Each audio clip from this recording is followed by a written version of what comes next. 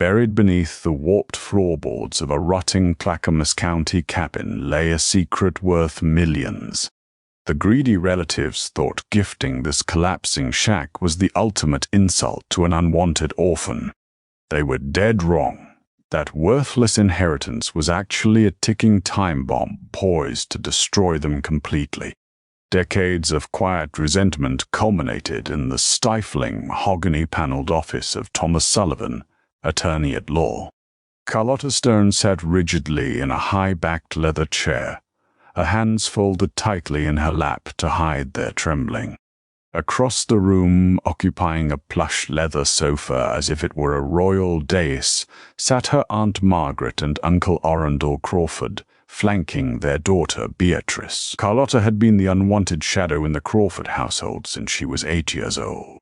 When her parents perished in the tragic highway collision on Interstate 84, the Crawford family had taken her in not out of love, but out of a rigid sense of societal obligation and a desire to maintain their pristine public image in Portland's upper-crust society. While Beatrice attended prestigious summer camps and received brand-new imported cars for her birthdays, Carlotta was given Beatrice's worn hand-me-downs and made to earn her keep by managing the household's extensive cleaning and landscaping chores. She was the family's best-kept, most neglected secret. The only person who had ever looked at Carlotta with an ounce of genuine warmth was her late grandfather, Holden Crawford. Holden was an eccentric, self-made magnate who had built a lucrative lumber and real estate empire from nothing. He was a gruff man with calloused hands who preferred the quiet of the Oregon wilderness to the clinking champagne glasses of high society gaulers.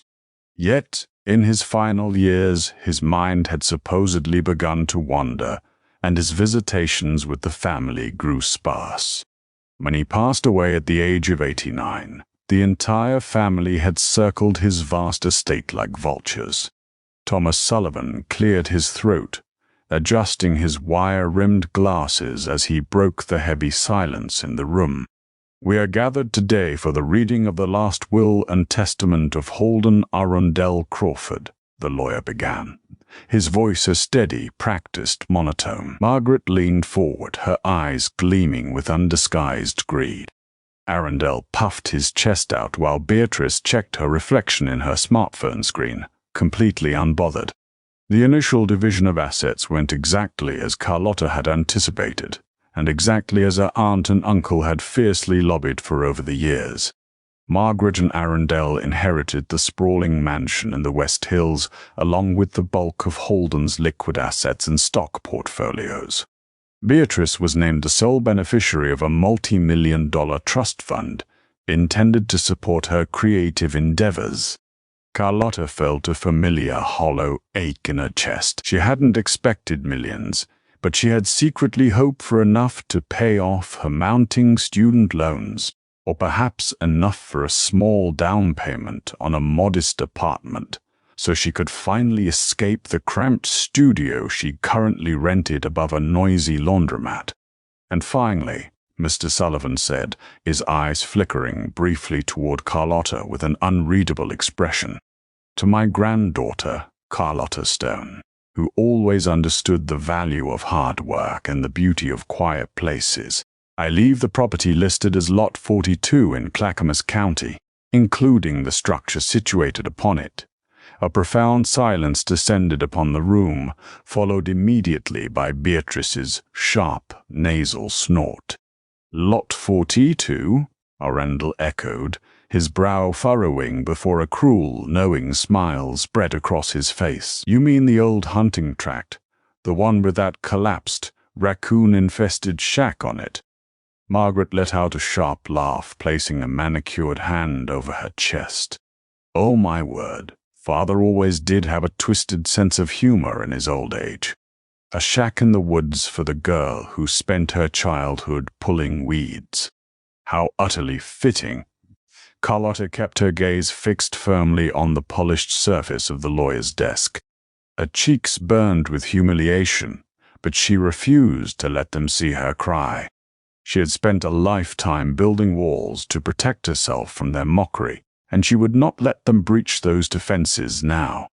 The property is fully paid off, and the title will be transferred to your name immediately, Miss Stone," Mr. Sullivan added softly, sliding a manila folder across the desk, along with a small stipend of $500 to cover the initial property tax. $500 and a ruined cabin. That was the sum total of her grandfather's affection. Carlotta stood up, taking the folder with a steady hand. "Thank you, Mr. Sullivan," she said, her voice completely even. Without casting a single glance at the gloating family on the sofa, she turned and walked out of the office. 2 days later, Carlotta drove her battered, sputtering Honda Civic out to Clackamas County.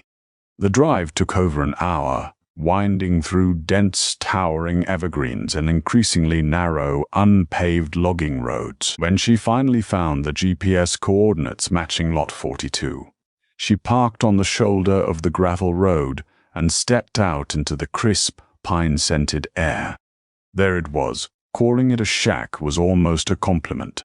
The structure was a decaying, single-room wooden cabin slouching heavily to one side, as if exhausted by decades of standing alone against the Oregon winters. The roof was a patchwork of rusted corrugated metal and thick green moss. The front porch had partially collapsed, and the single visible window was opaque with grime and framed by rotting timber. Carlotta stood in the overgrown weeds, her arms wrapped tightly around herself. A wave of profound despair washed over her. Her grandfather hadn't left her a sanctuary, he had left her a burden. A tear finally escaped, charting a hot path down her cheek. She angrily wiped it away. "Fine," Carlotta whispered to the empty forest. "You want me to work for it, Grandpa? Fine." She marched back to her trunk and pulled out a pair of heavy leather work gloves, a pry bar, and a push broom she had brought just in case. If this was all she had in the world, she was going to clean it out, tear it down if she had to, and sell the raw timber and the land. She wouldn't let the Crawford family have the last laugh.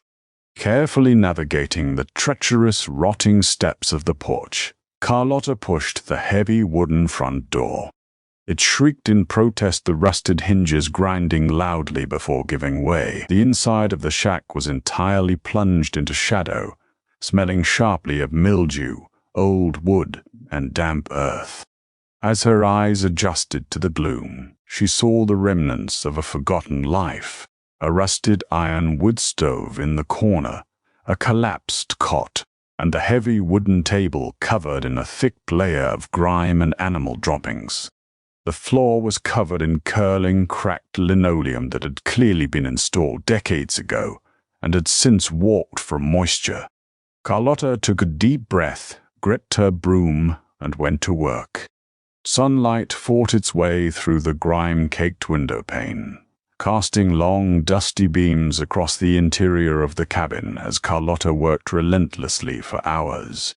Her muscles ached, her hands were blistered despite the gloves, and her face was streaked with sweat and dirt. She had dragged out the ruined cot, swept out years of accumulated debris, and was now tackling the warped, peeling linoleum near the heavy iron wood stove. As she drove the edge of her pry bar under a particularly stubborn piece of flooring to rip it away, the metal struck something hard and hollow beneath the wood. Thwack! Carlotta paused, wiping her forearm across her brow.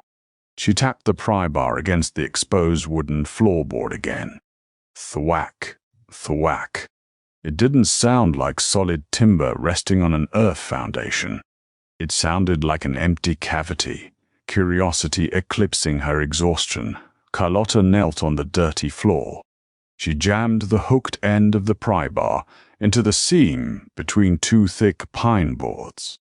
Leaning all her weight back, she strained against the stubborn wood. With a loud splintering crack, the rusty nails gave way, and the floorboard popped up. Carlotta pulled the heavy board aside, exposing a dark, rectangular recess hollowed out of the foundational joists. Her heart skipped a beat. She reached her gloved hand into the dark cavity and felt cold, heavy metal. Bracing her feet, she hauled the object upward. It was an antique steel lockbox, remarkably free of rust, coated in a layer of fine, dry sawdust. It was heavy, at least 20 pounds. There was a thick brass padlock securing the latch, but the hasp it was attached to had completely degraded over time. Carlotta grabbed her pry bar, wedged it under the degraded hasp, and snapped the metal with one sharp downward thrust. Taking a shaky breath, she flipped the heavy steel lid open. Inside, carefully wrapped in thick, waterproof oilcloth, was a collection of items that made no sense in the context of a ruined shack. Carlotta peeled back the cloth to reveal a stack of heavy, leather-bound ledgers. Beside them sat a velvet drawstring pouch, and beneath that, a large sealed manila envelope. Carlotta picked up the velvet pouch first. It was surprisingly heavy. She loosened the drawstrings and tipped the contents into her palm. Out slid 3 massive, brilliantly shining gold coins. Carlotta wasn't a numismatist, but even she could read the engraving, United States of America. $20, 1933. They were double eagles, pristine and untouched by time. A breath hitched in her throat. She carefully set the coins down and reached for the sealed envelope. Tearing the top open, she pulled out a thick stack of rigid plastic sleeves. Inside the sleeves were vintage baseball cards. They weren't modern glossy prints. They were small, antiquated cards with colored lithographs of men in old-fashioned uniforms with high collars. The card on the very top featured a stern-looking man with the name Wagner, Pittsburgh, printed at the bottom. The condition of the card was flawless, the corners sharp, the colors vibrant. Carlotta stared at the items, her mind reeling. Her grandfather hadn't left her a worthless shack. He had left her a fortune, quietly hidden away from the grasping hands of Margaret and Arundel. But why hide it? Why the secrecy? Carlotta reached into the box and pulled out the top, leather-bound ledger. Opening it, she expected to see accounting figures or business notes. Instead, she found her grandfather's unmistakable, sprawling handwriting. It wasn't an account book. It was a journal. The first page was dated nearly 15 years ago. If you are reading this, Carlotta, then my lawyer has followed my instructions, and you had the grit to look past the surface, something my own daughter, Margaret, has never been capable of. Carlotta's eyes widened as she continued to read. The journal didn't just detail the immense value of the items in the box. It chronicled decades of hidden family history. Holden wrote about how he had discovered Arundel embezzling millions from the family lumber business, and how Margaret had viciously blackmailed him into silence by threatening to legally challenge his mental competency and seize the entire estate prematurely. He wrote about the fatal car crash that took Carlotta's parents, how Arundel had been the one to authorize the use of a company vehicle with known, critically faulty brakes, cutting corners to pad his stolen funds. The words blurred as tears welled in Carlotta's eyes. Her parents' death hadn't been a tragic accident. It had been the result of her uncle's criminal negligence, and her grandfather, trapped by blackmail and failing health, had spent his final years quietly siphoning his true wealth into untraceable, high-value physical assets, hiding them where he knew Margaret and Arundel's arrogance would never allow them to look. Carlotta sat in the dust for hours, reading page after page, the dying sunlight plunging the cabin into darkness once again. She wasn't just holding a fortune. She was holding the weapon that would tear the Crawford family's polished facade to the ground. She carefully packed the ledger, the coins, and the cards back into the lockbox, wrapping them securely in the oilcloth. She hauled a heavy box out to the trunk of her Civic, covered it with a spare tire blanket, and drove back to Portland in a daze, her mind racing with 100 different plans. The next morning, back in her cramped apartment, Carlotta was carefully researching the TO6 Onaswadna card on her laptop confirming that the piece of cardboard in her possession was likely worth upwards of $6 million on its own when a sharp authoritative knock hammered on her front door. Carlotta quickly shut her laptop and slid the lockbox under her sofa. She walked to the door and peered through the peephole. It was Uncle Arundel. Frowning, Carlotta unlocked the deadbolt and opened the door a fraction. "Uncle Arundel, what are you doing here?" Arundel stood in the narrow, dingy hallway, wearing a tailored Italian suit that looked comically out of place. He was sweating slightly, a nervous twitch pulsing at the corner of his right eye, a telltale sign Carlotta had learned meant he was anxious. He forced a tight, artificial smile. "Carlotta, my dear, I know we haven't always seen eye to eye, but your aunt and I were talking last night. We feel simply terrible about the way the will reading went, leaving you that miserable swampland. It's an insult to your parents' memory." Carlotta crossed her arms, her heart pounding against her ribs, but she kept her face perfectly neutral. "It is what it is, Arundel." "Well, it doesn't have to be," he said smoothly, stepping closer, trying to project paternal warmth. "We want to make things right. You're a young woman, you have debts, you need a proper start in life. I'm prepared to offer you $10,000 for Lot 42. Cash, today. You sign the deed over to me, and you never have to think about that rotting cabin or the property taxes again." Carlotta stared at him. The timing was too perfect.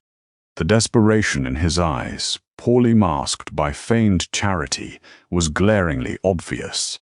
They knew, or at the very least, they had found something in Holden's papers at the mansion that hinted he had hidden assets on the property. They realized they had laughed away the one piece of the estate that actually mattered. Carlotta looked at the man who had treated her like a servant, the man whose greed had indirectly killed her parents. A slow, chilling calmness washed over her. $10,000, Carlotta repeated softly. "More than fair for a pile of rotted wood," Arundel urged, reaching into his breast pocket to pull out a pristine, pre-drafted contract. "Just sign here, Carlotta. Let Uncle Arundel take care of this burden for you." Carlotta let out a small, quiet breath, looking Arundel dead in the eyes. Carlotta did not blink. She looked at the polished, arrogant face of the man who had treated her like an indentured servant, the man whose reckless greed had orphaned her. The crisp, printed contract in his hand trembled ever so slightly, betraying the sheer panic churning beneath his designer suit. $10,000 is a generous offer, Uncle Arundel," Carlotta said, her voice dripping with an eerie, composed sweetness that made him flinch. "But I think I will hold on to my inheritance. After all, Grandpa Holden wanted me to have it." Arundel's paternal mask instantly shattered, revealing the viciousness underneath. His face flushed a deep, mottled crimson. "Listen to me, you ungrateful little brat," he spat, wedging his Italian leather shoe into the doorframe to prevent her from closing it. "That land is worthless. You are entirely out of your depth. You don't have the money to pay the property taxes, let alone clear the rot on that lot. Sign the paper or I promise you Margaret and I will tie that property up in probate court so fast your head will spin. We will bleed you dry with legal fees until you are begging us to take it." "Get your foot out of my door, Arundel," Carlotta demanded, her tone dropping to a glacial chill. "Or I am calling the police." Arundel sneered, but he withdrew his foot.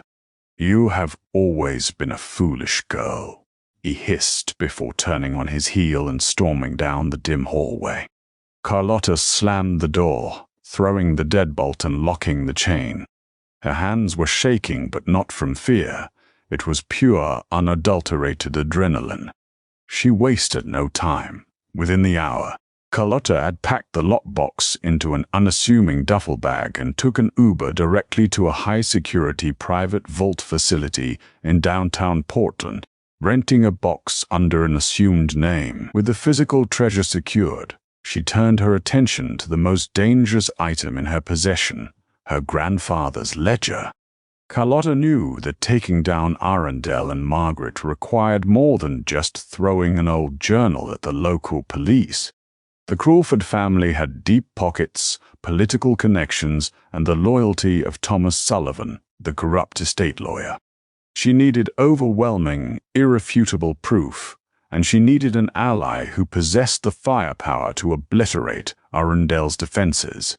The next morning, Carlotta walked into the towering glass and steel offices of Davis Wright Tremaine, one of the most formidable corporate law firms on the West Coast. She had used a portion of her grandfather's $500 stipend to secure a consultation with Eleanor Hastings, a senior partner known for her ruthless dismantling of white-collar criminals.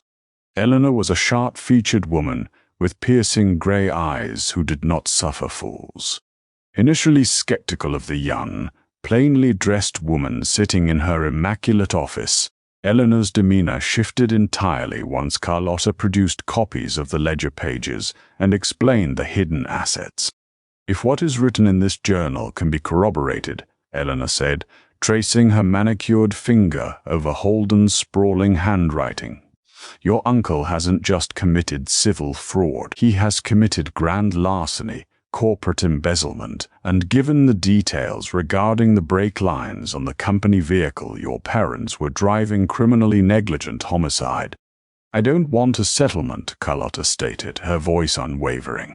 "I want him in prison. I want Margaret exposed for blackmailing my grandfather. And I want the estate redistributed legally." Eleanor smiled, a terrifying predatory expression. "Miss Stone, I believe this is the beginning of a beautiful partnership." While Eleanor's team of forensic accountants secretly began subpoenaing the Crawford family lumber business records to match the dates and figures in Holden's ledger, Carlotta focused on securing her newfound wealth. Acting on Eleanor's advice, she flew to Newport Beach, California, under a veil of total secrecy. She carried the T-206 Honus Wagner card in a climate-controlled biometric briefcase, directly to the headquarters of Professional Sports Authenticator, PSA. The grading process was agonizingly tense, but when the lead authenticator finally emerged from the clean room, his hands were trembling. "Miss Stone," he breathed, staring at her as if she were an apparition. "This is a flawlessly preserved specimen. We are grading it a PSA 8 near mint. Given the current market, you are holding an asset worth at least $7 million. Perhaps more at auction." Next, Carlotta contacted the numismatic division of Sotheby's in New York. The experts verified the authenticity of the three 1933 double eagle gold coins, an incredibly rare currency famously recalled by the U.S. government. Because these specific coins had been legally acquired by Holden before the recall and possessed the necessary documentation hidden in the ledger, they were entirely legal to sell. Their estimated combined value sat at a staggering $12 million. While Carlotta was quietly amassing a fortune that dwarfed Beatrice's trust fund, Arundel and Margaret were spiraling into a desperate frenzy. Believing the treasure was still hidden somewhere in the Clackamas County shack, Arundel had hired a crew of off-the-books contractors to illegally bulldoze the cabin while Carlotta was out of state. They tore the rotting structure down to the foundation, ripping up the floorboards only to find an empty cavity. Arundel realized to his absolute horror that the quiet, submissive niece he had bullied for 2 decades had outsmarted him. The asset was gone. 2 weeks later, the Portland elite gathered at the historic Arlington Club for the annual Heritage Foundation Gala. It was the social event of the season, a glittering affair filled with crystal chandeliers, free-flowing Dom Perignon, and a sea of designer gowns. Margaret and Arundel Crawford were the guests of honor, having recently pledged a massive, highly publicized donation to the city's arts district using funds Arundel had confidently expected to replace once he seized the Clackamas property. Arundel stood near the ice sculpture, smiling tightly as he accepted handshakes from local politicians. Margaret held court near the grand piano, showing off a new diamond necklace, while Beatrice complained loudly to anyone who would listen about the poor quality of the caviar. The heavy oak doors of the ballroom suddenly swung open, and the dull murmur of the orchestra was eclipsed by a heavy, suffocating silence that rippled through the crowd. Carlotta stood in the entryway. She was no longer the invisible, downtrodden orphan wearing Beatrice's cast-offs. Carlotta wore a stunning, emerald-green silk evening gown that draped flawlessly over her frame. Her hair was professionally styled, sweeping elegantly over one shoulder, and around her neck hung a simple, understated, but breathtakingly expensive string of pearls. Flanking her on her right was the imposing figure of Eleanor Hastings. On her left stood two grim-faced detectives from the Portland Police Bureau's Major Crimes Division, backed by 3 agents in FBI windbreakers. Arundel's champagne flute slit from his fingers, shattering against the marble floor. The sharp crash snapped the crowd out of their trance. "Arundel Crawford," Carlotta called out, her voice projecting clearly over the silent, staring elite. "I believe you have something that belongs to my family." Margaret's face drained of color. She lunged forward, her voice a screeching hiss.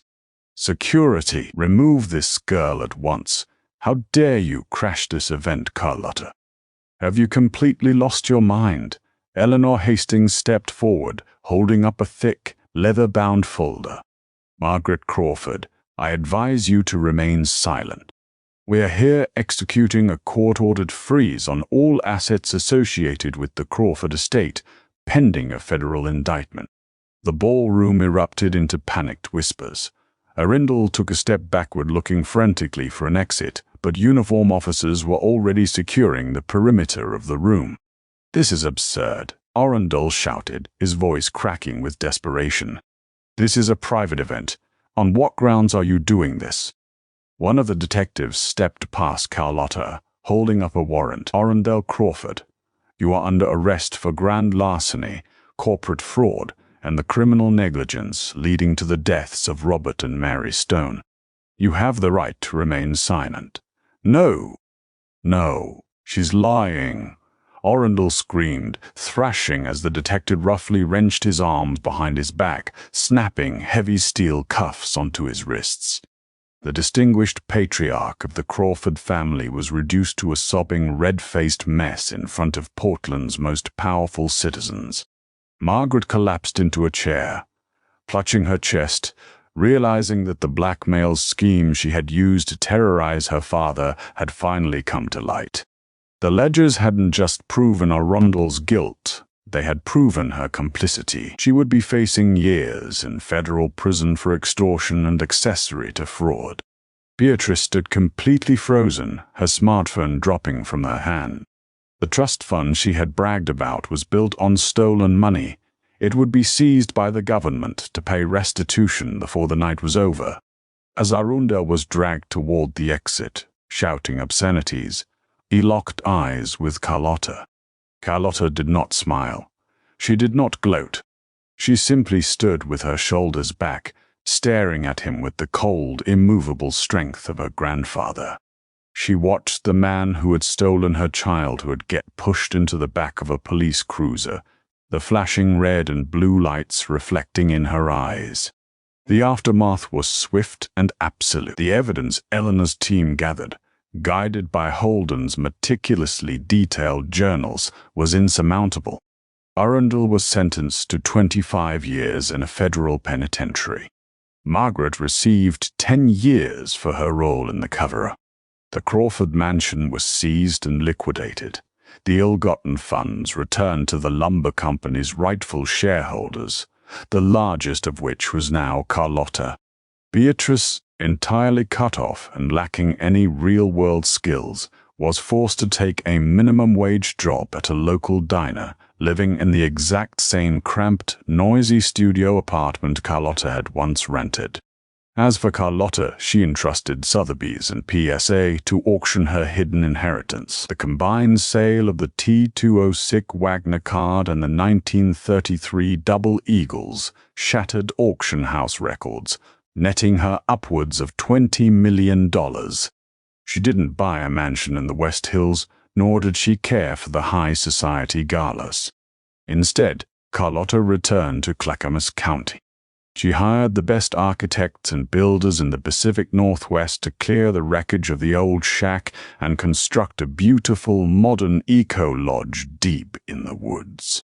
Sitting on her new wraparound porch, overlooking the quiet, pine-scented valley, Carlotta took a sip of her coffee. The property was no longer a symbol of rejection or a cruel joke.